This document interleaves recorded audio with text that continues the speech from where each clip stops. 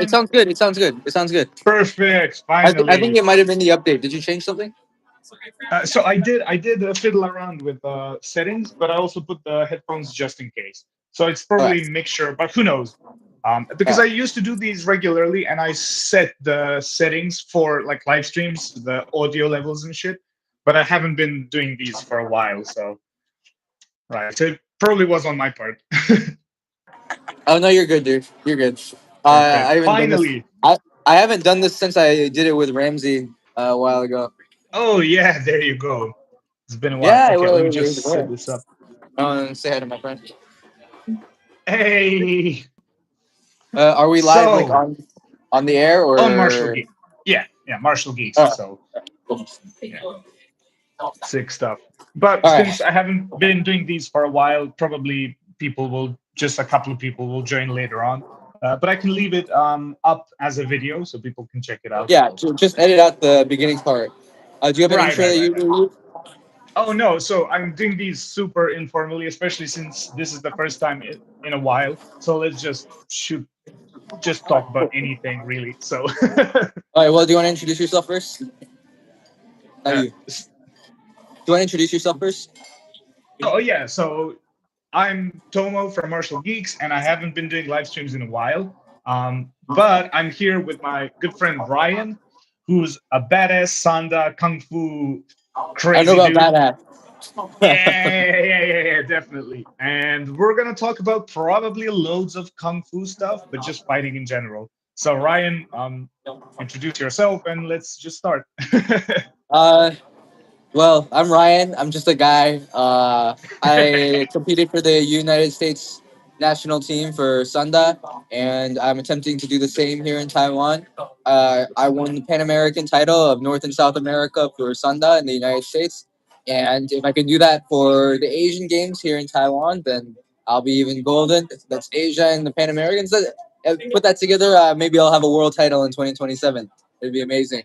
But ultimately, I just love martial arts. I love MMA. I practice Sanda, Baji Sun, Wing Chun. Even I found an Aikido place that does also judo here in Taiwan, and I have a couple other places that I frequent often. And I just saw Chilala yesterday. Oh, that's amazing. That's an amazing resume and sort of, like slash interest stuff in martial arts. We're all about, like we're actual competitors. You more than I am. Like I did a couple of fights and stuff, and I still do jujitsu. But we're all about kind of exploring martial arts to the fullest in terms of finding other kung fu styles, training different stuff, like being Well, yeah. open to many different things. So that's what I also love about Ryan. He's like showcasing a bunch of different martial arts on his channel and is very open-minded, but a proper competitor.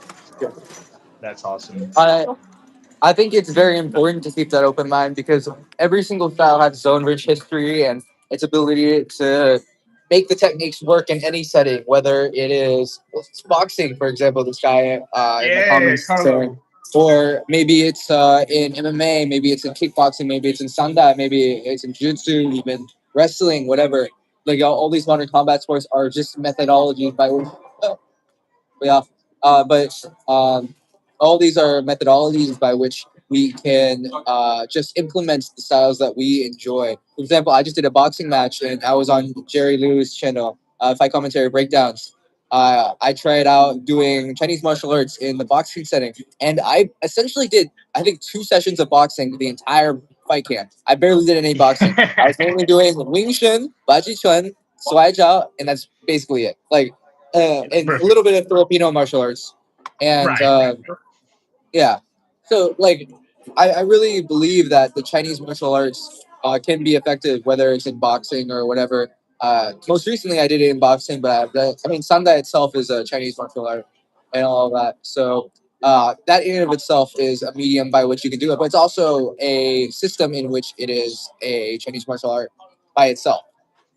Yeah. Oh, So are you so the finished? thing is, uh, it's crazy to think, but here on Martial Geeks, we have like a stupid sounding mantra, but it's so true. Fighting is fighting. and fighting will always look like fighting. If you put yourself into a rule set like boxing, of course it's gonna look like Look more boxing. like boxing. Yeah. Yeah, because it is boxing. But the Yeah. martial Exactly. art itself is its own thing. And then a sport is sort of like a venue where you can bring your martial art. And it will change depending on the rule set.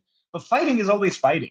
Like a lot of, kung fu critics, it, especially you see this on Jerry's channel on Fight Commentary Breakdowns, where when a kung fu guy does well, they always ask, "Where's the kung fu? Like, where's the flair? Where's the kung fu stuff?" But they know that the flair movie movements don't work. So, like, of course, it's gonna look like fighting. That's the whole point.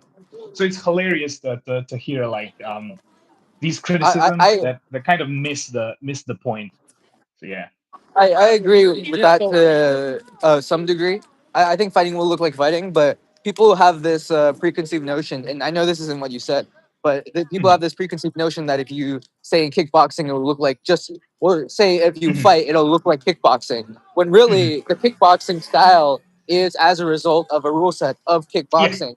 But in a real fight, you could have a vast array of different styles. Oh And yeah. even in something as simple as a boxing match, which restricts a lot of the techniques that are in Chinese Yep. martial arts. It can look vastly Yep. different than just a boxing match. But Yeah. there were mixed reviews and comments in the comment section of Jerry's video, whereby some of the people said, "Oh, if no one told me that he did kung fu, I would think he's a boxer." But in reality, Mhm. there's a lot of different Oh styles that yeah. I do, and I barely train boxing. I would say boxing is the weakest part of my game. Yeah. And And here's well, the I've done thing. some boxing training because you have to understand the Of rule set. course. Otherwise, you're going to cheat the entire time. And we throw back fist, spinning back fist, and fucking crazy ass shit. And stuff. That's fucking illegal, right? But yeah. So like people can get that impression. But at the same time, to a trained eye, there are loads of people in the comments who are also saying stuff like, "Oh, okay, like this does look like Bajisan. Like when he switches the stance, when he does the chi sao, when he gets into the swajat positions, like the wrestling plank positions, they look That was very my next much point. like." Sorry, what? Yeah, that was my next point. I was just about to say, but people who are in the know, will recognize kung fu. But to the Mhm. outside viewer, to Absolutely. the typical kind of like critics from the combat sporty side, we'll see just boxing. But me, you, Jerry, and people like that who at least even dabble into kung fu will spot. Mhm. Like just a few days ago, I was watching the fight, the boxing match with Martial Geeks like gang, and Josip that also like does some kung fu stuff that I've like passed on to him because again I'm like a freestyle martial artist and this and that, and he also spotted obvious Baji Chuan. He spotted some Wing Chun stuff in that fight. So people who know what to look for will recognize kung fu, but it's a boxing rule set. It's gonna restrain. There's no hammer fists. There's no a bunch of this stuff and rolling back fists, rolling hammer fists. You can just Yeah. keep going with the stuff that will not be like visible or allowed in a boxing match. But it is And there's powerful stuff to that's even imitate kung fu. invisible to even the trained eye, like the sensitivity training and stuff that carries over so much, but you can't physically see it. Like for example, Islam Makhachev, he's the pound for pound #1 fighter in the world right now, and he has his first martial art that was serious was wushu sanda, and Yep. you can't really see. It looks like kickboxing and wrestling, but the transition between the two, you can't really see in the naked eye Right. or understand it because you're not in Islam Makhachev's head, understanding the concepts that he is going through as he's setting up the takedown. Because all you see is the finish. Yep. And that's the great thing about a lot of like kung fu that I've been exposed to and trained is exactly the sensitivity stuff. Like the Mhm. most of my chi sao training uh, helps me in stand-up grappling. If we're doing kind of like nogi judo type stuff, and you don't see it, just looks like to people who don't know that I also trained and did chi sao for years and this and that. They will not. They will see. Oh, it's just doing kind of judo stuff. But I know that's my bong sao. That's my pressure right here. This is the position. Yeah, I can feel all the different chi sao things and the tripod with the feet and this and that, and it's it's an internal type of thing where I know what I'm doing, but to the outside like I, if they don't do the same thing, they're probably not going to be able to spot it necessarily, unless I do like a flare thing. But it Yeah, is something that looks cool. it's super helpful. Like all the Chisao stuff tremendously helped my grappling. So even in my MMA fights, like I did those. So yeah, definitely. And Chisao is a game of itself. Like there's Wing Chun tournaments and stuff. To be honest, I don't really like them because it's contrived, and to me, like adding the element of competition breaks the ecological drill of Chisao that it is. In Right. actually in Taiwan, they don't use the Cantonese terms; they use the Mandarin terms. So I'm like switching them in my brain as I'm saying it. Like they, they call it Fushou instead of Futsal, for example. Okay. It's like it's like slightly different for some of them, but some of them are really big difference. But Right. Chilala uses all the Mandarin terms. But you see Chilala in his fights, he uses the sensitivity as well, and a lot of it is just purely invisible, like his structure and all of this, like how his spine is aligned. It's a feeling, and you can't see a feeling because it is something that only the person who's doing it does. You could see the results of it, maybe. Like for example, like Chilala's power is amazing, even though he's an older person and he hasn't been training for a crazy amount of time with, like, say, boxing, for example, that produces a lot of power, right? Instead, you'll see that he has good structure and ability to shift his weight in a way that can produce the forces that you see on the fight, which causes that knockout, causes those knockdowns. And even though it is something that has those real effects, it takes so much fucking time to learn it that you end up being like Sheila, that he's 42 or something like this, and Yeah, it's like, crazy. oh, a lot of time you can't compete at the highest level at that age because you're just simply too old. It's crazy. Like, um, aren't his fights just a treat to watch? Like every single one of them. Absolutely. It's incredible. So There's, although it's not a fight, I have a sparring with Sheila during which we did jutsu rules, and that was like 3 years ago. I believe I was a jutsu blue yeah, belt I then, remember. and like he took me down, which I was really surprised about because I wrestled and everything, and I was very surprised about that with the KOD sparring, which is King of Dragons rules, Hmm. where it's Hmm. essentially like MMA, but you can't grab the legs and it's 10 seconds to the ground. Right. He took me down, and I wasn't too surprised by that because I was like, okay, his striking, standing up well, there's strikes, and takedowns from there are probably going to be good, right? And I hadn't trained striking for a while then because I had some head trauma issues, but my friend gave me the side eye um, for the head trauma issue. But the thing is, what I didn't expect was when it's pure grappling, the sensitivity was still there for him to be able to take me down. And in addition to that, the one of his students, an Italian guy, he did a little bit of jiu-jitsu, but like his stand-up, he did also a different kung fu style, white crane fists, and a couple Oh, others like okay. similar to Tai Chi Chuan. And of course, if he's training with Liu He as well. But in addition to just having the sensitivity, it allows you to move in a way that is much more balanced and under you, and it's Mhm. more difficult to take down.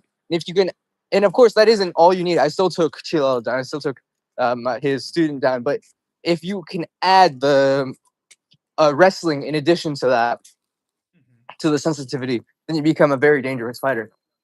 Right. I love it, man. I absolutely. I think so. It's it's a strange topic because at the same time I do kind of like not sympathize, but I get the viewpoint when people who train, I don't know, just BJJ and MMA recreationally, this and that, and then they see, I don't know, cheese out or push hands, and they have no other context except like masters getting beat up on YouTube Yeah. videos. Like I get why people will be like, oh, that's just like weird nonsense. So like I understand Here's the their thing point, about but that, it's though. also Let me see. yeah, but it's also frustrating because there are really good kung fu people online currently right now. You can search for them and you can listen. And I feel like sometimes, in at least that's the idea that I get. is they don't want to scratch further beyond the surface, because it's kind of, funny to poke at, like, be what's the saying, beating a dead horse, Mhm. because it's easy to just see like really bad matches and just say, oh, that's kung fu. But it is unfair still. Like, I get it, but it's unfortunate. So I love what you're One doing, thing, and I love the one thing, titles. the titles, yeah. Yeah, because you show like, this is Wing Chun versus this is Shui Jiao versus judo, or blah blah blah blah. So you're also one of the people who's at least putting the name value. So somebody from outside who's just like an MMA guy will watch and see, oh, so there is kung fu wrestling, because a lot of people don't know about Shui Jiao. They have no idea Yeah, that it's like a it's Hall odd of how Fame. little, and it's the oldest one too. Yeah.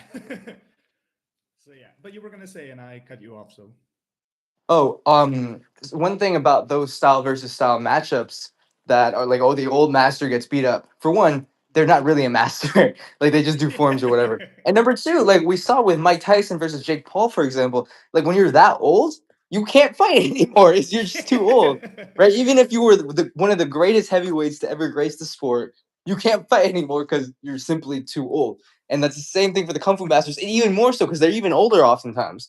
And it's really sad to see. Yeah, yeah. It's I feel like it's sort of a meme value stuff for people online. They like seeing like funny fails and shit. Like, a lot of YouTube has been built on kind of, like, funny failing memes and stuff. Just kind of for people, I don't know, it's like a little twisted guilty pleasure, I feel like, when they see those masters. And I get it sometimes, especially when it's like fully, like, no touch people doing stuff and then they get Yeah. clipped. But overall, as a whole thing, I think we should be a bit more nuanced with approaching the whole thing, because there are really, really good kung fu people still doing it, still fighting, still coaching, still having videos and stuff.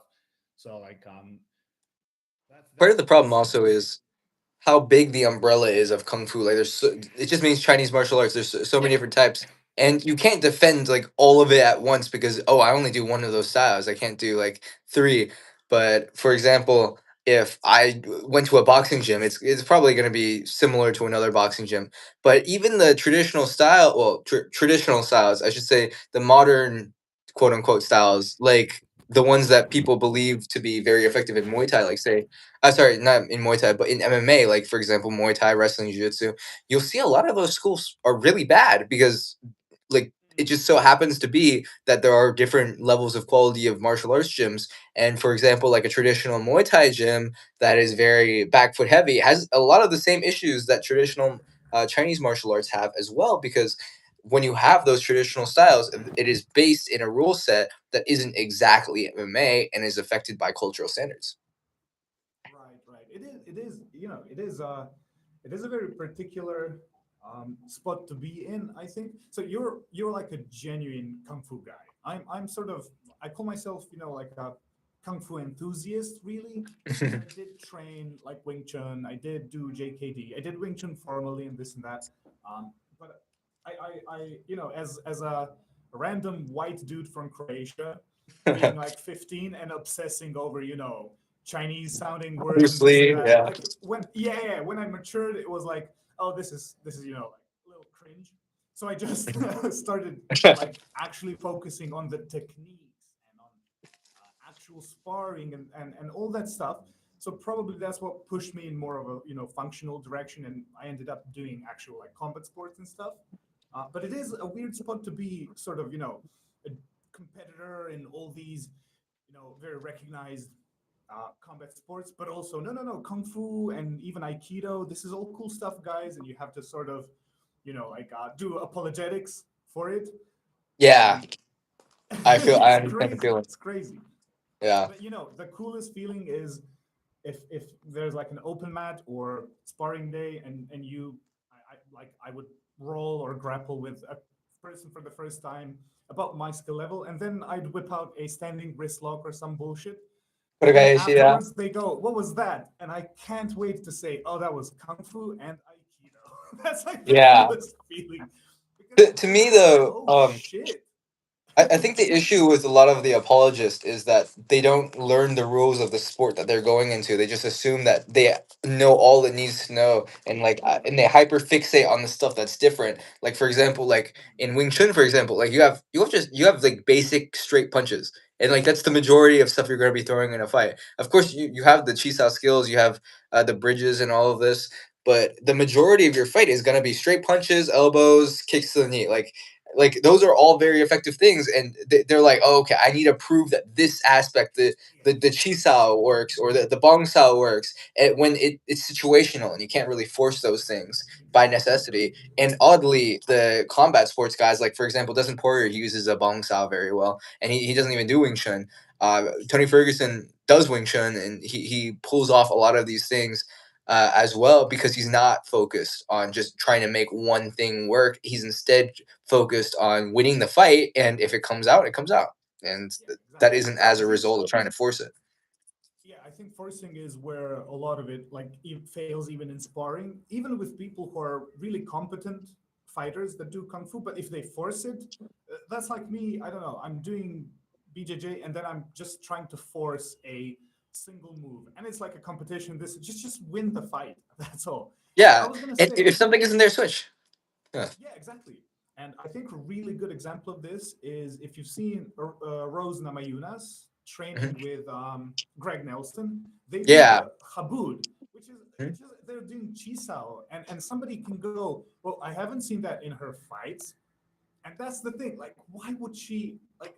That's a sensitivity Why would issue. she? Yeah, why would she go out there? Is she gonna go out there and do barbell squats in the middle of the cage too? Yeah, No, but exactly. Like, does a barbell squat can help you in a fight? Absolutely, and no one argues that. But they argue against the cheese towel, for example, because they don't understand that it's to build an attribute as opposed to make it a real fight. Or some people do actually use it in place of sparring, which is because their Wing Chun school is of lower quality, which is fine. I mean, loads of boxing gyms don't spar at all. They're like cardio boxing, cardio kickboxing, and they just hit the bag. Those people can't fight either. And that's okay. It's okay to not be able to fight, because at the highest level, of course, they're going to be able to know how to fight. But if you're a hobbyist, you just want to enjoy the sport, there's nothing wrong with it. Martial arts is for enrichment. Most of the time, you're not going to be fighting everybody on the street anyway. If you do in America, go get a gun. But like yeah, in um yeah, I mean, I guess I'm in Taiwan and guns are illegal, so I'm less prone to that. So maybe I do have to use my kung fu, but like everyone here's right, nice. So, right. but the Yeah, point is the point is that martial arts is for enrichment, and it's not just to fight all the time and do all this. And even for the combat sports, for my students, I tell them, hey, are you here because you want to be the best fighter in the world, or are you here to have fun? And most of the time, they're not here to be the best fighter in the world. So you got to be honest with yourself in that respect. and also for me the biggest part is I find it fun. I just I just Yeah, enjoy exactly. You're here to have fun, yeah, yeah. not to be the What's best the fighter in the world. But I mean, biggest depth? Yeah, uh, keep going. uh, sorry, go ahead. What you say? Yeah, I was just gonna say, like when you have to give somebody a party line about like depth of training martial arts and deep philosophy, and that is all there. But primarily, it's fun. If I didn't enjoy it for fun first, and then all the Absolutely. stuff that I gained from it, and like somebody enjoys golf, I don't, but if they do, they can talk for 3 hours about what they've gained from playing golf. So there you go. Yeah, and if So it keeps you in shape, it teaches you maybe a couple skills. It gets you to socialize. Like those are all great qualities that you can have out of an activity outside of it being martial arts. Someone in the section said, "Martial geeks, your mic is very quiet." Yeah, I experienced that earlier too when we were because trying to I set up the closed the first one. window and Oh, I I'm see. in the outside, but I'll Mm. move indoors right now. So and I can All right. keep it like here, maybe like a Skype dad Skype dad. angle, like this All right. shit, like these memes. Amazing. What I was about to say was that the Chinese martial arts and the like are often used for that purpose, because unfortunately, with the Chinese Communist Party, they destroyed a lot of Chinese traditional culture, and they didn't want an uprising similar to how capoeira was invented. So they had to hide it in like ways of contemporary dance or contemporary wushu. My coach, my Wing Chun coach, calls it CCP wushu Oh. because he views it as like not real Chinese martial arts. I still think it's real, but it's definitely affected in a way to be impractical because of the the oppression of the traditional martial arts from the Chinese Communist Party. Right, right. And especially it's funny with that type of, like tradition is when something is a traditional martial art, and this goes beyond kung fu, but I find it hilarious, and I talk about this with like kind of esoteric martial artists that do kung fu or aikido or Japanese jiu-jitsu and this and that, where this is a traditional martial art, meaning Mhm. that it is done tr- over tradition, over decades and centuries and this and that. But every time somebody mentions that kind of martial art, you go back to the first point where it's recorded, it looks so different. Exactly. So did the traditional thing fail? Because it Mhm. obviously isn't the same. Shotokan karate, that's a traditional martial art. Sure. But if we look at the original Okinawan karate and just the photos and writings and this and that, it looks nothing like modern karate.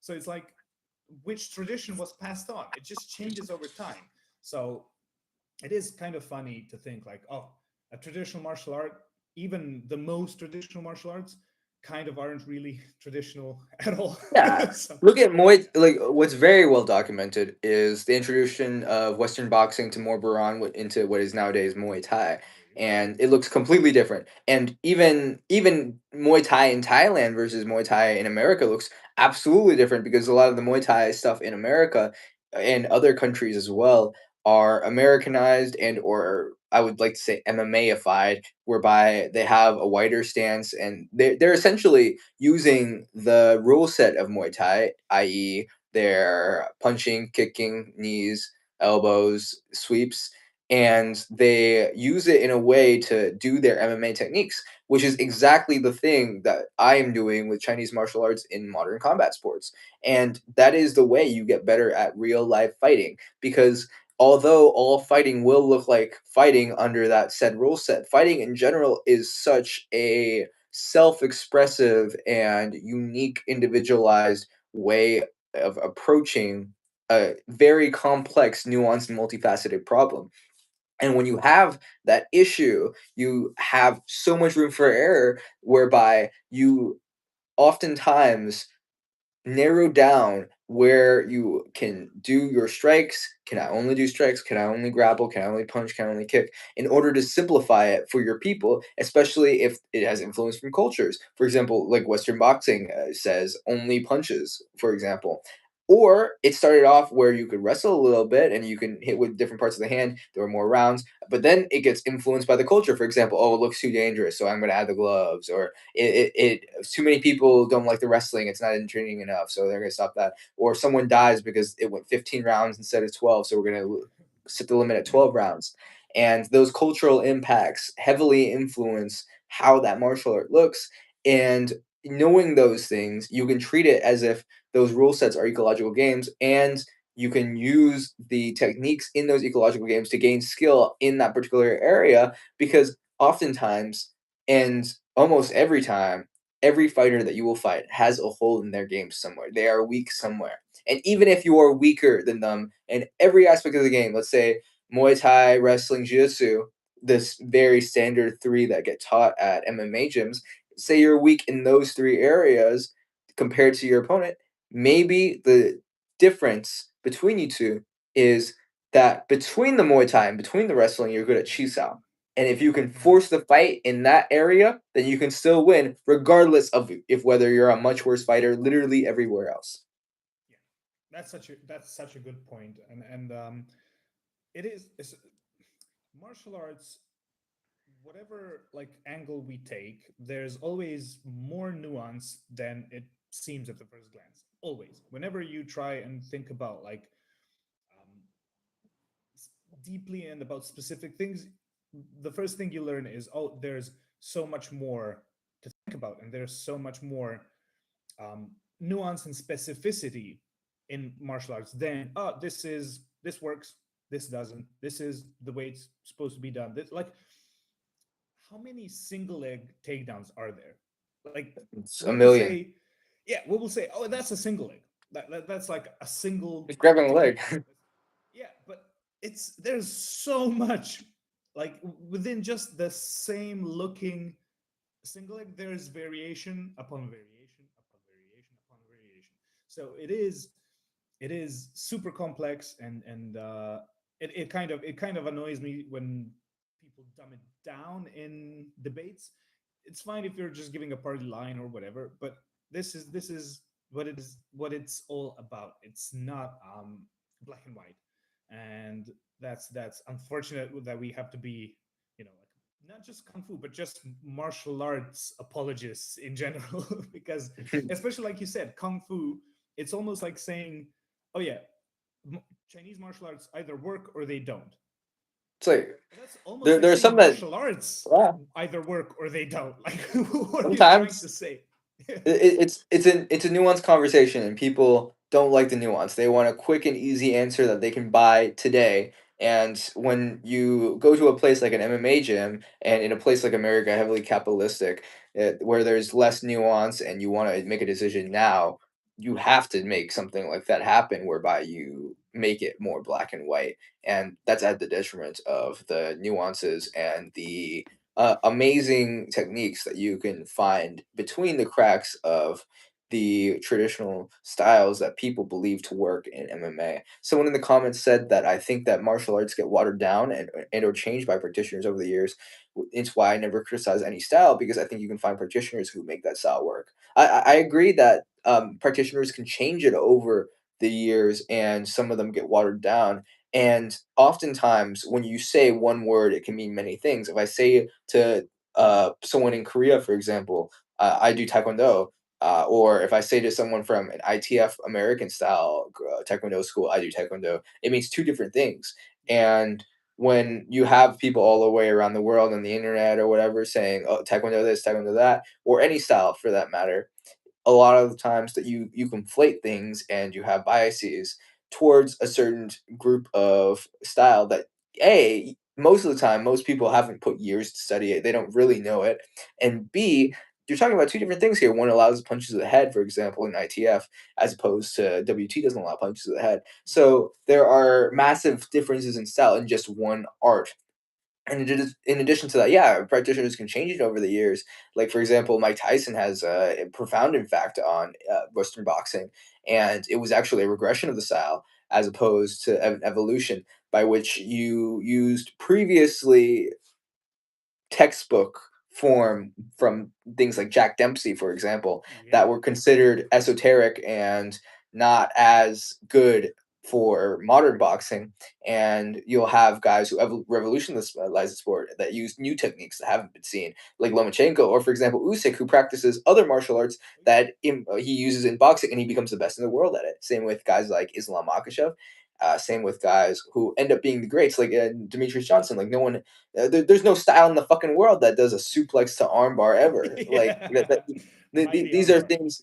Yeah, exactly. And but that's how you achieve greatness. And although most people have this idea of I want to have fun in this martial arts world, which I think is even if you want to be the best in the world, I think that's a better mentality to have. But I want to be the best fighter in the world, and to do that, I also believe that exploring these other styles should warrant some time. Now, how much of that time should I dedicate to one or the other? That's still a ratio with which I'm still, how do I say this, calibrating. Right. And Right. it's difficult to say where is where.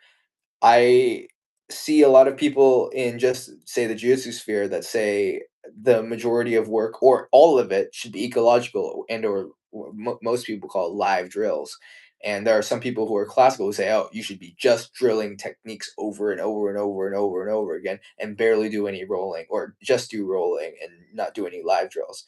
And where should it be between those things? And how much should it be Chinese traditional arts where it's just forms, and how much should it be Chinese traditional drills that are more live, for example, chi sao, and how much of it should be modern combat sports like pad work or anything like that? That that's a hard line to draw where, and because it's so hard, it's almost impossible to find whereby you connect the two because it's never been done before. MMA is a young sport, and we are the ones that are the progenitors of the new age, and as such, we should take responsibility for that. That's amazing. That's so. Oh, my earphones are saying something about battery, but they're fine. Um, but the exactly, and here's the thing about MMA being a young sport and kind of being uh, just poking fun to the criticisms that we talked earlier about. Like, if two MMA fighters fight, or let's say boxing, let's use Mike Tyson as an example with Jack Dempsey's roles and stuff that used to be a thing Mhm, before him. If a boxer beats another boxer, so in that fight, a boxer lost, does that mhm. mean that boxing now doesn't work? Yeah, Or if exactly. It doesn't. yeah, or if MMA, two fighters like I don't know, Islam Makhachev and Dustin Poirier. So now Dustin Poirier's martial arts didn't work, but that's the Mhm, thing. Like we have, because it's a sport, we have accepted that the window, the sort of label, is MMA, but mhm. within that, every single person has their own style, and if you wanted to, you could call their every single fighter's style its own thing. Like, Yeah, this could be a named, labeled art, and yeah, then like you Ido can, Jutsu for John yeah, Jones, for yeah, example. The Jackson right, Wake's. right. Yeah, so you could easily then poo-poo an entire style, or if a gym that, I don't know, TriStar gym, you could say, oh, that's TriStar martial arts. That's like a thing. And if a fighter loses from there, are you gonna say, oh, see, that style is ass now? Like, you will Well, not. actually, here's the thing. I'm very into like the MMA gyms and the MMA world, and it's very actually common for them to say like, "Oh, jiu-jitsu doesn't work in MMA anymore because Charles Oliveira lost to Islam Makhachev." And to a degree, like, although I mean, obviously jiu-jitsu works, but like although I don't believe that one person beating another is proof that one style doesn't work, it does have proof that prioritizing certain rule sets and ideas and training styles has better outcomes than another. For example, Islam Makhachev proving that Sanda, Sambo, wrestling, judo, those four styles are very high in the priority list to have a good skill set in MMA, as opposed to say Muay Thai and Jiu-Jitsu, which is what Charles Oliveira mostly does, and that's why his wrestling isn't very good, and that's why he got caught by the boxing because his Muay Thai was very weak to boxing, and same thing with Ilya Tapor and how he knocked out Charles Oliveira as well. Crazy. So at the same time, not to say that one doesn't work or the other. Those criticisms are not warranted in that way because saying one person loses does not mean that their entire style doesn't work because it's a very small sample of size. But those fights and the style versus style fights, like for example, if a boxer beats a Wing Chun guy up, for example, it allows you to see the difference in priorities and the impact of the rule set.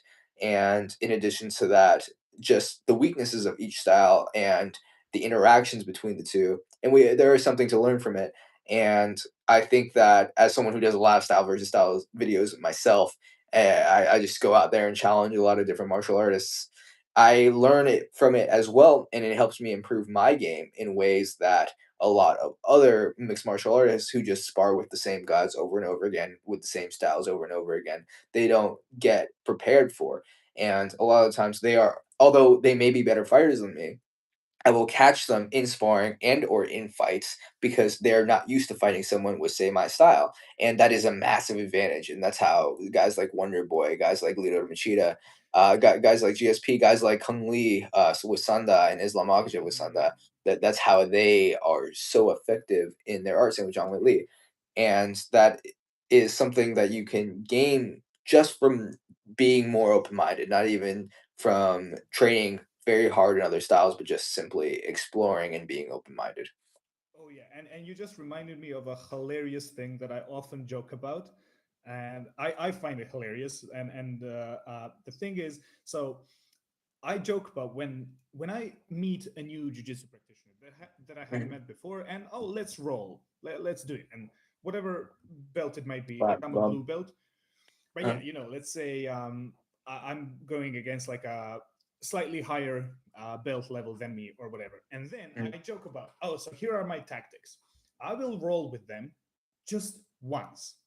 And mm. in that roll, I'll be fighting for my life, but I'll be poker facing that it seems like I'm doing fine.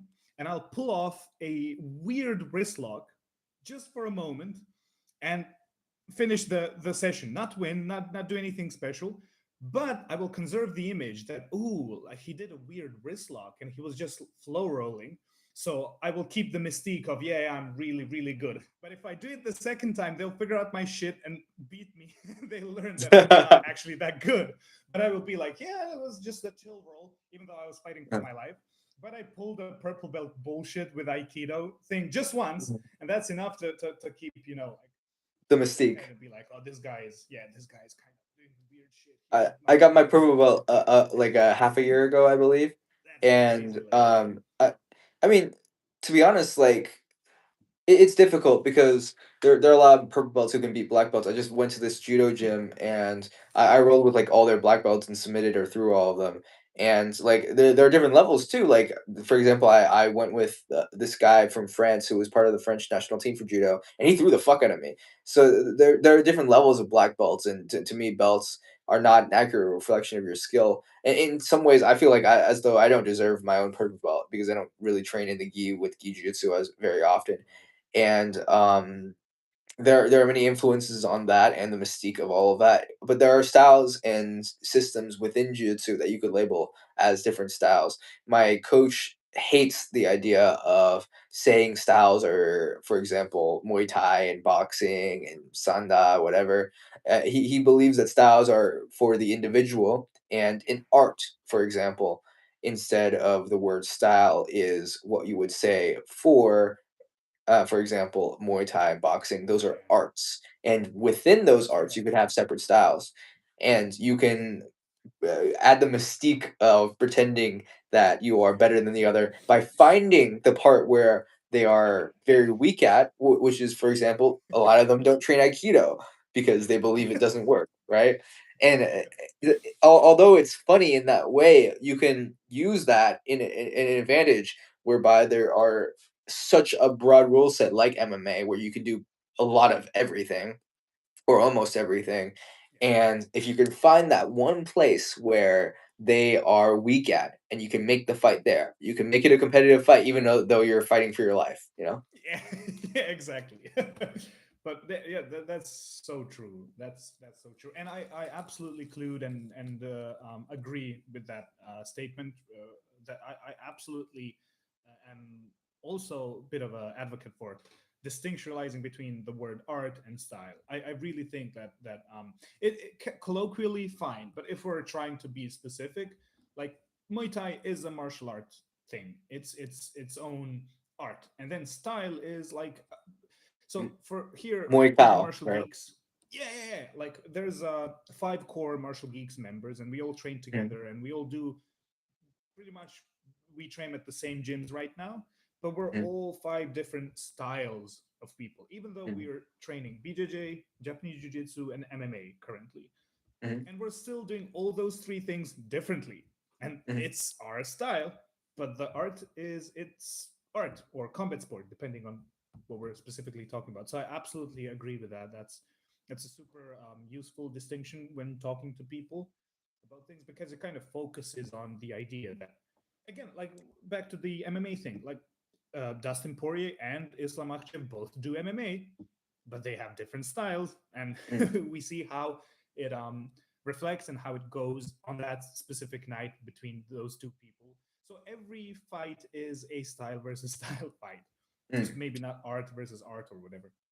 Although they both do MMA though, they do different arts, as in Sanda and Sambo versus Dustin Poirier predominantly does like boxing and jiu-jitsu, for example. And although the arts and the styles are different because the arts are a centralized rule set, because it's easier to oversimplify it when there's so many different arts to just say, oh, their style is boxing or their style is sanda or their style is sambo, their style is wrestling, because oftentimes people have more in common with people from the same art in style, although they can have very distinct styles within their own rule set because MMA is such a broad term. But speaking of the three styles, you said MMA, Japanese Jiu-Jitsu, and one other one. What did you say? BJJ. So like we do BJJ. Okay. JJF jiu-jitsu, but within that there is also the BJJ rule set and also like the sport jiu-jitsu thing. So we do Mhm. both, and then of course MMA. Six. But we all have backgrounds in many different martial arts. So I still train Six. both Aikido and Kung Fu of all kinds. So, Uh, but this is kind of gyms that we attend trainings at. So there's no Aikido gym here, but we did train with Aikido people here and there, and I still do Aikido stuff, but I'm not doing it formally, mm. with classes and stuff. I see. My judo sensei back at home in America, he is a sixth degree, I believe, in judo and aikido. He studied in Japan, and Amazing. the guy I'm training judo at on Sundays in Taiwan, he is a ninth degree judo black belt. I'm unsure of his ranking in aikido, but he has a red belt, so very clearly does both aikido and judo. And speaking of Japanese jiu-jitsu, I hear you guys talk a lot about it. I'm not as familiar with its rule set, history, techniques.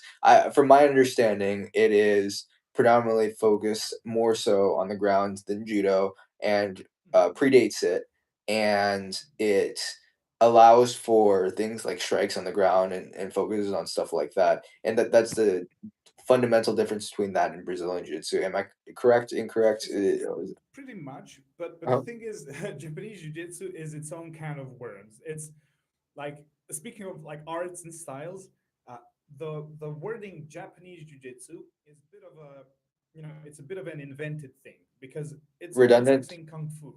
Invented. Chinese kung fu. It's almost, yeah, it's almost like that. It's where, like, there are, if you say Japanese jiu-jitsu, that includes a bunch of different things that could be called Japanese jiu-jitsu, including judo and aikido and Yeah, a that's my bunch of different understanding. ones. Yes, But but there here, is a codified uh sport that's colloquially named Japanese jiu-jitsu or sport jiu-jitsu, and that's what we do. what is That's that rule set? so it's Jiu-Jitsu International Federation, where you have a couple of different rule set, a couple of different sports rule sets. One of them is Newaza, which in judo that's just ground game, which is basically I'm BJJ. familiar. Yeah. That's basically just BJJ rules. Then you have the fighting system, which is kind of if you mix Shotokan karate with old school judo. So you Mm. can strike very rudimentarily, if that's the word. You can do like just touch point punches and kicks.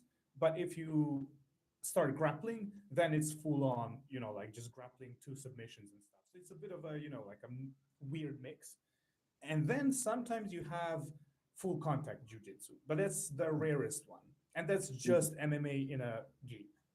And that's That makes sense. it. That's to me that sounds very similar to the distinction of sanda, because sanda just means freestyle fighting essentially, Mhm. or sansho means like free hand or whatever, or like a free format of fighting, and that's so broad of a term. And it's funny you make the analogy to Chinese kung fu, because in Zhongguo, in China, in Taiwan, we say, for example, MMA is 美国 Kung Fu, which is like Yeah. American American American Kung fighting. Fu.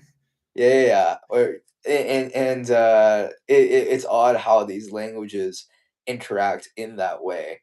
And Sanda has a wide variety as well of different rule sets. For example, you said that Japanese Jiu-Jitsu has a predominantly grappling style with Newaza, for example. Like Sanda is predominantly striking with the takedowns, but that's Wushu Sanda. But there's also Junshu Sanda, whereby you're allowed to do like pretty much everything, even more stuff than regular MMA allows. For example, knees to the grounded opponent and headbutts and all the like. It's Yeah, almost, even when you think about sambo, like when we say sambo in the MMA spheres, we're immediately think about combat sambo. But yeah. there's the regular sambo, there's variations on this and that. So it is kind of a it is hard to label these things whenever you think about them specifically, and especially Aikido is one of the hardest to pin down in Yeah, terms of labels, because like aikijutsu and sometimes, all that. yeah, because sometimes whenever I do specifically visible aikido techniques, I'm sometimes reluctant to say that they're aikido because they're really not, because I'm not doing the aiki blending stuff. I'm just using the wrist lock Wrist locks. that's Yeah. from that style, that's recognizable from that style. But it's more Aiki Jiu-Jitsu. But then, should I say it's Aiki Jiu-Jitsu because I've never actually formally trained Aiki Jiu-Jitsu? So then I say, oh, it's Japanese Jiu-Jitsu. But I haven't learned it from Japanese Jiu-Jitsu. I learned it from Kung Fu, which I also did informally for a while. So it's like, what do Yeah. I do? It's just a wrist Everything lock. is martial That's arts. all. It's Yeah, just fighting. it's just a technique. That's all. Yeah, just a technique. These are all socially constructed anyway. All words are made up. But like for example, like speaking of the invisible part that even the trained eye can't see, you talked about how you do the technique without the aiki, right? You can do the technique a technique that's not an aikido with aiki. Is that aikido then? Yeah, in Yeah, my exactly. opinion, it is. In Yeah. or for example, in my boxing match, I was not doing like elbows, for example, off the chisao. So the techniques are like turned over overhands and all this stuff off of Lopsao, for example. And even though the technique isn't explicitly in Wing Chun, it's still Wing Chun. So those are the invisible things that you can't see that you get out of these martial arts and Absolutely. concepts and ideas like the center line theory that you can apply without using like the express techniques that are traditionally in those martial arts. Yeah, absolutely. Like my favorite example of this specifically is there's a technique in Japanese. It's called Tawara Gaeshi, but it's basically just if somebody shoots a double leg and you before you sprawl, you have like a strong base, and then you just roll over with them, and you end up in mount. So you're not like if you sprawl, you're going force against force, but this you just do like a backflip with them. So like assuming Gaeshi to counter the double leg, Kind of like a sumi gaeshi, but you don't no actually butterflies.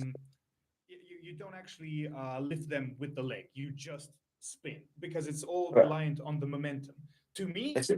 that's an aikido technique, Mm. even though it's And, not traditionally, but it there's is so now. much crossover too. Like, what is which one? What is this? And obviously, in America, like, in order to sell your martial art to the public, you want to take credit as much as you can. And oddly, in Chinese martial arts, it's the absolute opposite. You want to sell it as if someone else great made it. It's like a form of humility to be like, oh, actually, I didn't invent You're it. The independent. Shaolin Temple fucking did, or some Yeah. old dude 5,000 years ago did. And that money's the history, and it's hard to say, oh, this came from that. Oh, maybe it just come from that. Like it's hard to say which one came from which. And for that reason, it becomes extremely complicated when you want to say, oh, like I'm doing Aikido, I do this. And that's probably why the term Kung Fu was introduced because there's so much interplay there. And to say that I do, for example, Kung Fu when I'm really doing maybe an Aikido technique, or I'd say I'm doing Aikijutsu when it's maybe Aikido technique, maybe it's Japanese Jiu-Jitsu technique. They're all social constructs, and to me, any of those are correct, and in fact, all of them are correct. And I really hate that MMA has become bastardized in a Western way by which you're saying, oh, if I do MMA, I go to a Muay Thai Jiu-Jitsu gym Yeah. that has shitty wrestling, as opposed to like I am, in my opinion, I am a true MMA fighter whereby I really want to mix the martial arts, and too many people have lost that idea, although it was the basis from which the best fighters in the world come from. Yeah, and here's the thing for in my case, like I've fought in MMA, I've lost and won in amateur MMA, but I've only had like maybe two or three formal MMA classes in my life. Yeah, So it's like, exactly. am I doing MMA? Well, yeah, I am, but I'm not doing the traditional Yeah, MMA, if that makes sense. What yeah. in the West people think of Muay Thai, BJJ, rash guards, and then this gym culture and stuff like that. I'm no, I'm just training fighting, and I chose amateur MMA as a rule set because it lets me do shit. That's all. That's I really all think I there's do. also a gap though when you do that, Mhm. and a lot of the times, like although of course you can be extremely effective. I mean, you won a fight, right? I've had MMA fights as well that I've won, I've lost. I've had I did the tournament, so I don't even know how many MMA fights Yeah, I've done. it's always But tournaments. yeah, dude, I don't have no clue how many fucking Sanga fights I've had. Count that shit. But Yeah. yeah, it's too many. But for the MMA fights, like there is a gap between like putting two martial arts together, for example, like jiu-jitsu and Muay Thai, or even Sanda and Sambo, there's gaps, right? Like maybe your like no-gi chain wrestling is not amazing, right? There are gaps that you need to fill in even with the most complete styles put together, and for that reason you perhaps you do need to train at an MMA gym and just do MMA sparring, because like perhaps you don't get enough reps of that, because although it is very useful to break down into different sections, like you would for kickboxing, wrestling, jiu-jitsu, and even smaller than that within kickboxing. In between the two, we have Sanda, we have the Chisao and Chinese martial arts, and stuff on the ground. You have gochun, or like dog boxing or stuff like that. It is very useful to have those separate, because you can develop the skills in excess in that way. But eventually, you do have to put them together, and which is why although I barely trained boxing for my boxing match, like I still sparred loads of boxers. I still went out there and trained a couple boxing I sessions. spar MMA guys all the time. We Yeah, do MMA sparring all the time and drilling and this and that. But speaking formally in that sense, very little. So yeah. yeah, that's what I'm saying. But even then, like having an MMA gym to regularly go to is difficult for a lot of these traditional martial artists, because they get shunned and be like, "Oh yeah, you're a karate guy. That shit doesn't work," or whatever. And the gym culture is something that's unintuitive and disrespectful to a lot of martial arts. Which, in my opinion, I to be honest, like I love the respect and the courtesies and cultures, but for my students, I don't like.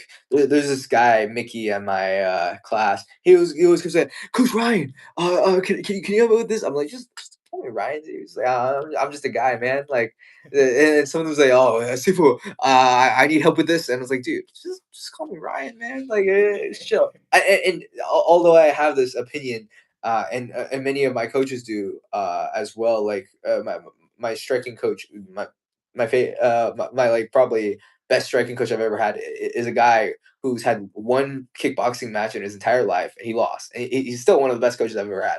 And he always tells me, "Yeah, just don't call me coach. You know, just call me coach. Maybe." He's like, just talk to me formally. You talk too formally to me. You show too much gratitude and respect." And I call everyone by Sifu or Coach this or Coach that, because I have a lot of respect for those people. But for me personally, I think that I've been influenced by both the traditional martial arts culture and the modern martial arts culture. But I wouldn't say I have a preference for one or the other. But I would say that sometimes it's hard to intermingle between them, and there becomes a lot of drama then when they intermingle, because they have different standards for how you treat different coaches and the like. Yeah, yeah, it is funny to be in that spot, like sometimes for you're too traditional for modern combat sporty guys, and then you're too modern for the traditional guys. So Exactly, that happens it's as well. hard. Yeah. It's like speaking two languages, which I'm doing out here. There you go. uh, Yeah. it's very impressive that your English is so good as Croatian, by the way. Thank you, thank you, thank you. I've had a like an early start with English. Like one of my best friends of all time is a guy from Oxford. So when we were kids, Mhm. we would like very early on started hanging out. But he couldn't Mhm. speak Croatian, and I couldn't speak English. So we just Oh, had to. interesting. So we You just had had to to. figure it We out. just bounced off of each other in very early like days. So I picked up English very fast, and then he picked up Croatian. When you're a That's kid, sick. you just learn shit Yeah, so quickly. immediately. Dude, my Mandarin's so awful. Like I like when I was a kid, I remember picking it up, like picking up new languages and stuff. Because my mom speaks Cantonese, my dad speaks Mandarin, and the Taiwanese dialect is so different. My dad has a Taiwan passport and, sorry, a Taiwan citizenship, and thus I have Taiwan citizenship because I'm his son. And he doesn't even speak like a Taiwanese person. He speaks like perfect mainland China Mandarin, and it sounds so odd. Right. It's odd how these languages are involved. But speaking of being in Taiwan, I'm out here trying to become the champion of Asia. I'm not sure if you saw. all of that. But first, I need to represent Taiwan, right? I need to win the national team trials in addition to some of the national competitions. I believe there's one in March. I'm unsure, but I'm meeting with the U.S. national team coach in the end of January this month, and he's going to introduce me to the Taiwan national team because he himself was part of the Taiwan national team Oh, and was seven-time Taiwan champion himself in both boxing and sanda. Actually, he was a pro boxer in addition to doing sanda, and I hope to represent Taiwan and become champion of Asia.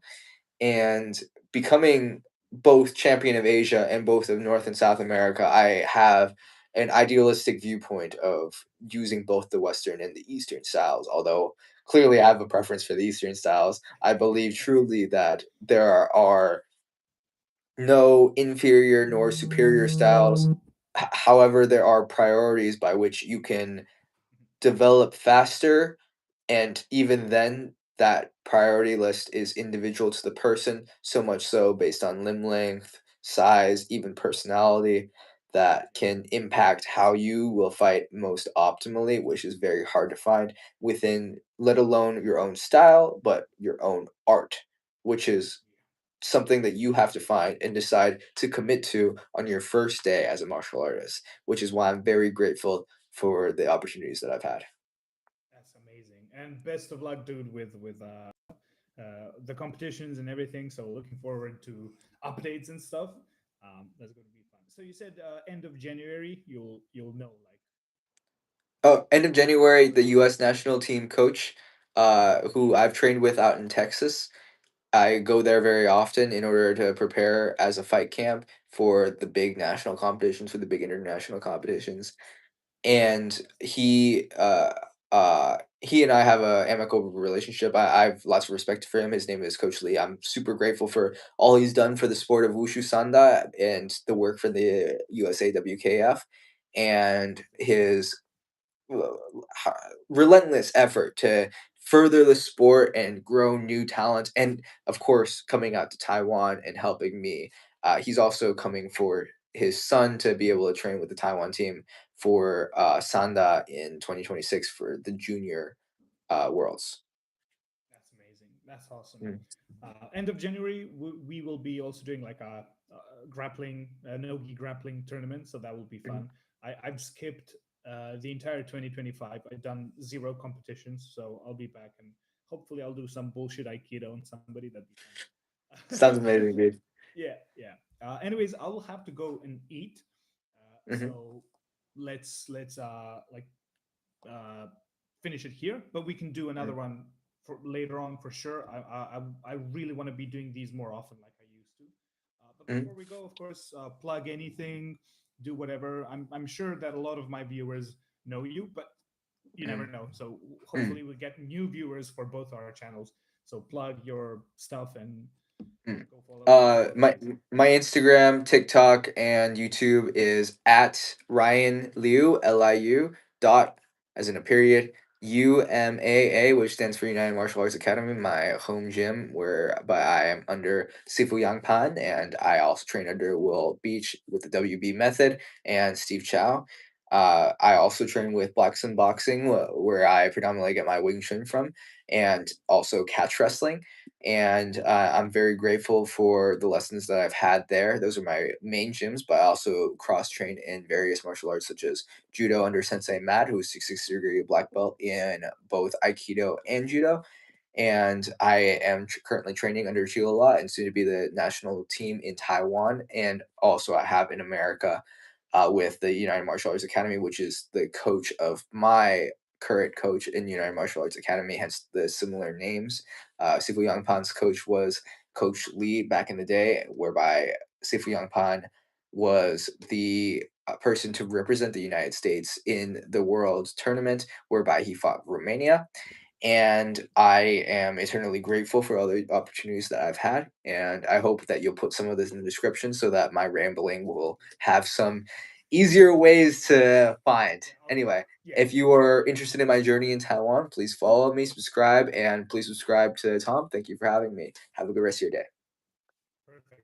Ryan, you're awesome, and and we'll chat soon, and we'll definitely figure out more live streams. But right now, All right. my stomach is killing me.